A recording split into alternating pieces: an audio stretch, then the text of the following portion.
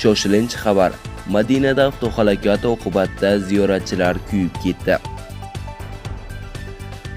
Saudiya Arabistonining Madina shahri yaqinida Umra ziyoratchilarini olib ketayotgan avtobus dizel tankeri bilan to'qnashib yonib ketdi. Oqibatda kamida 42 kishi halok bo'ldi. Bu haqda Hindiston Times xabar berdi.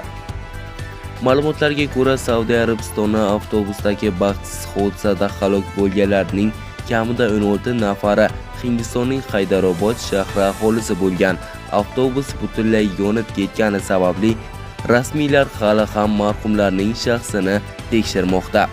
Hukumat e'lon qilgan dastlabki ma'lumotlarga ko'ra, halokat mahalliy vaqti bilan soat 1:30 atrofida Madinadan taxminan 160 kilometr uzoqlikda joylashgan.